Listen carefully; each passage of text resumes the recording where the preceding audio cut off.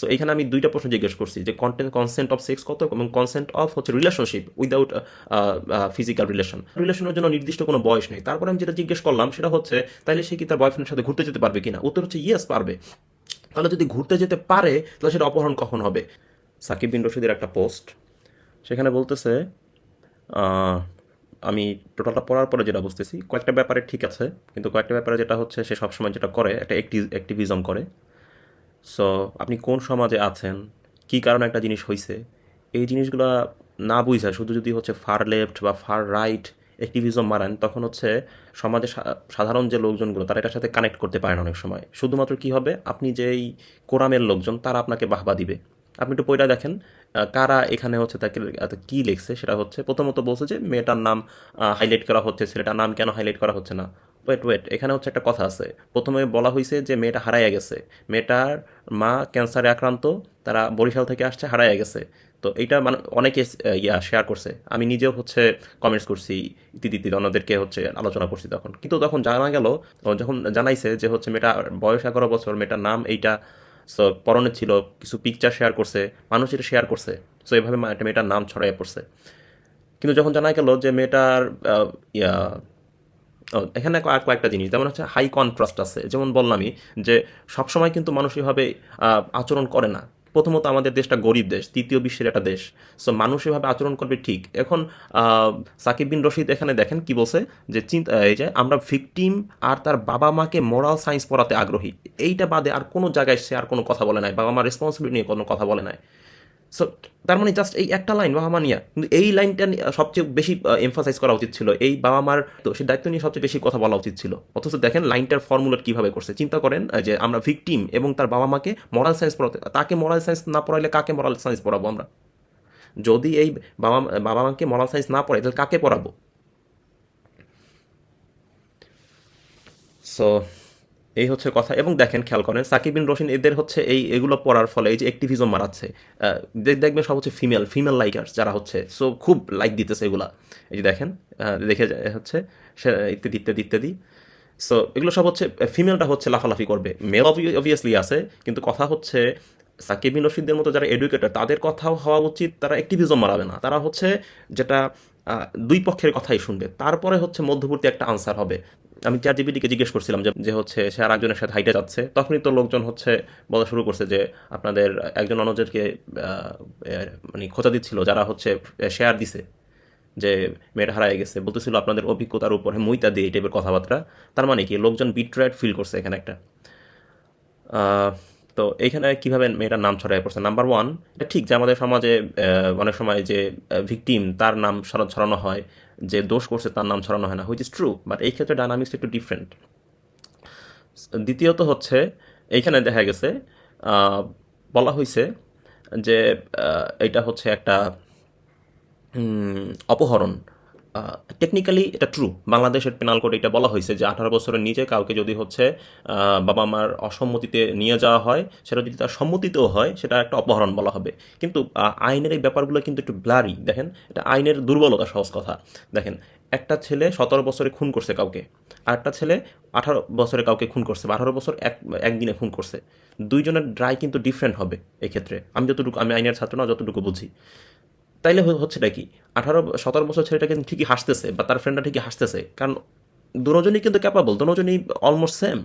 কিন্তু আইনের এই দুর্বলতার কারণে, বাট এখানে আমাদের কিছু করার নাই, সহজ কথা। এই জন্য হচ্ছে দুইজনের জন্য রায় দুই রকমের। সো এইখানে যে হচ্ছে বলতেছেন যে হচ্ছে 11 বছরের কম হইলে সে বাচ্চা, এরকম মানে 18 বছরের কম হইলে বাচ্চা, এখানে আমি যেটা সার্চ দিয়ে দেখলাম যে রিলেশন করতে কোনো এজের কথা বলা নাই, এজ অফ কনসেপ্টের কথা বলা হয়েছে 18 বছর বাংলাদেশে। যদি হচ্ছে এখানে ফিজিক্যাল রিলেশনের কথা বলা হচ্ছে, কিন্তু পৃথিবীর অনেক দেশে, ইউএসএ সম্ভবত 16, অনেক কান্ট্রিতে আছে 11, সবচেয়ে কম 11, নাইজেরিয়া, আফ্রিকার কিছু দেশ, বুর্কিনা ফাসো। তার মানে এটা হচ্ছে ভেরি করে, person to person, country to country very করে। সো আমি এটাকে আইনের দুর্বলতা বলি আসলে, এবং এটা এভাবে থাকা উচিত কিনা সেটা নিয়ে একটা কথা ওঠা উচিত আমি মনে করি। সো এখানে বলতেছেন অপহরণ, কথাটা তো অপহরণ, কিন্তু ওই মেয়ে তো নিজে জানে যে এটা অপহরণ না, সহজ কথা। দেখেন আপনি, বা না বললেও এইটাকে যতটা স্ট্রংলি আমি অন্য ক্ষেত্রে অপহরণ শব্দটা ইউজ করতেছি, এই ক্ষেত্রে অপহরণ শব্দটা ইউজ করতে আমার একটু বাজে। এই ক্ষেত্রে কোনো লাইট একটা ওয়ার্ড দরকার। ফুসলিয়ে ধর্ষণ এই টাইপের ওয়ার্ডগুলো যেমন হচ্ছে শুনতে ভালো শোনায় না বা অ্যাপ্রোপ্রিয়েট না, ঠিক একইভাবে এইখানে অপহরণ শব্দটা appropriate I don't think so. এবার আসি হচ্ছে এইখানে মূল কথা হওয়া উচিত ছিল যে গার্জিয়ানের রেসপন্সিবিলিটি কোথায়। 11 বছরের একটা বাচ্চা কিভাবে দেদারসে ফোন ইউজ করতেছে, গার্জিয়ানের কোনো রেগুলেশন নাই কেন? ফোন তো না, সে হচ্ছে ইন্টারনেটে সার্ফিং করতেছে, টিকটক ইউজ করতেছে, ভিডিও বানাচ্ছে, সেখানে 2 বছর, মেয়েটার বয়স এখন 11 বলতেছে, 2 বছর আগে থেকে প্রেম বা টিকটকে পরিচিত, মানে 2 বছর আগে, 9 বছর আগে থেকে হচ্ছে টিকটক চালায়, সেখানে তার সাথে হচ্ছে প্রেম। তাহলে চিন্তা করেন বাবা মার রেসপন্সিবিলিটি কোথায়, তারা কি করে? একটা 9 বছরের বাচ্চাকে ফোন দিয়ে সে টিকটক ইউজ করতেছে, কাদের সাথে কথা বলতেছে, কোথায় কার সাথে মিশতেছে, কোনো রকমের দায়িত্ব নাই। আমি যদি প্রথমে এখানে পয়েন্ট আউট করি, আমি প্রথমে এখানে আঙ্গুল তুলবো হচ্ছে বাবা মার দিকে। বাবা মার দায়িত্ব কোথায়? জাস্ট একটা জন্ম দিল, ছাইড়া দিল, খাওয়া দাওয়া করতেছে, বড় হচ্ছে, জাস্ট মানুষ হয়ে গেছে, রেসপন্সিবিলিটি হয়ে যাচ্ছে। এই বাচ্চারা তো একটা রাষ্ট্রের সম্পদ।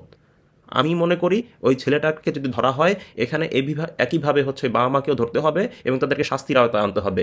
এরকম একটা হতে পারে যে তাদেরকে একটা ক্লাস বাধ্যতামূলক, তাদেরকে হচ্ছে এরকম ক্লাস করতে হবে, তাদেরকে হচ্ছে একটা ভর্সনার ভিতর দিয়ে যাইতে হবে যে তোমার গার্জিয়ানের হচ্ছে যে দায়িত্ব সেটা কেন পালন করো নাই। বাংলাদেশে কনসেপ্ট অফ সেক্স কত, 18 বছর ইত্যাদি পেনাল কোডের ব্যাপার স্যাপার আছে। সো এখানে আমি 2টা প্রশ্ন জিজ্ঞেস করছি যে কনসেন্ট অফ সেক্স কত এবং কনসেন্ট অফ হচ্ছে relationship without physical relation. So physical রিলেশনের জন্য নির্দিষ্ট কোনো বয়স নেই। তারপর আমি যেটা জিজ্ঞেস করলাম সেটা হচ্ছে তাহলে সে কি তার বয়ফ্রেন্ডের সাথে ঘুরতে যেতে পারবে কিনা? উত্তর হচ্ছে ইয়েস, পারবে। তাহলে যদি ঘুরতে যেতে পারে তাহলে সেটা অপহরণ কখন হবে? যদি সেটা হচ্ছে ঘুরতে যেতে পারে, এখন যদি বাবা মা সেখানে কেস করে তখন সেটা অপহরণ, যদি কেস না করে তাহলে সেটা অপহরণ হবে না। তাহলে চিন্তা করেন এই ছেলেটা যদি বড় লোকের ছেলে হইতো বা ধনী ছেলে ফ্যামিলির ছেলে হইতো এবং বাবা মা যদি কনসেন্ট দিত, এটা কিন্তু এই কেসটা হইতো না। তাহলে দেখতেছেন এইখানে যদি অপহরণ শব্দটা ইউজ করে কী রকমের শোনা যাচ্ছে, এটার কি বলে, এটা কী রকমের ভিজুয়াল আমাদের চিন্তা করায়। সো এইখানে এটা যে আইনের দুর্বলতা বা এটা যে একটা ব্লারি আইডিয়া যে এজের ব্যাপারটা, সো এখানে এইটা হচ্ছে হাইকোর্ট দেখাচ্ছে, সাকিব বিন রশিদরা এখানে হাইকোর্ট দেখাচ্ছে, ইত্যাদি ইত্যাদি। সো আরেকটা কথা কি যে হচ্ছে অ্যাক্টিভিজম মারাইলে এইটাই হচ্ছে সমস্যা। সো তারা সেই বাবলে থাকবে এবং বাবলের মানুষগুলোকে হচ্ছে স্যাটিসফাই করবে, কিন্তু কিন্তু এই বাংলাদেশের হাজার হাজার যে মানুষ, ও আরেকটা কথা সেটা হচ্ছে কারা এই, আমি তাদের উদ্দেশ্য কী হওয়া উচিত সাকিব বিন রশিদের? প্রথমত বলতে পারতো গার্জিয়ানদেরকে এডুকেট করার কথা, দ্বিতীয়ত বলতে পারতো এই যে বাচ্চাটার নাম এখন যে ছড়াচ্ছে, এই যে ছবি সহ, যারা এডুকেটেড লোকজন, টিভি মিডিয়া অনেক বাচ্চাটার ছবি হচ্ছে ব্লার করা ছাড়া দিতেছে, এরা কি এডুকেটেড না? এরা কি সাংবাদিকতা জানে না? সো দ্বিতীয়ত, এবং এরা অনেক সময় ইচ্ছা করেই করে, কারণটা কি, এর ফলে হচ্ছে কাটতি বাড়ে। তাহলে দেখেন ওদিকে আগে আঙ্গুল দিতে হবে সবসময়, হচ্ছে এই গ্রামের অশিক্ষিত লোকজনগুলো অথবা সাধারণ লোকজনকে এভাবে এটা করতেছেন কেন, ওইটা করতেছেন কেন? কারণ তো আছে রে ভাই, এর সমাজের ডাইনামিক্সটা এই রকমের। যদি ডাইনামিক্স আপনি বুঝেন তাইলে হচ্ছে একটা আলোচনা করা যায় যে এখন এইটা করা উচিত, এখন এইটা করা উচিত না, বা কাকে কিভাবে হচ্ছে দোষের জায়গায় দাঁড় করানো যায়। আর অবভিয়াসলি ওই ছেলেটার তো দোষ আছেই। সো এইটা হচ্ছে কথা, আপনার সাথে আমি শেয়ার করতে চাইলাম, আমার ভিউটা জানাতে চাইলাম। সো এই তো।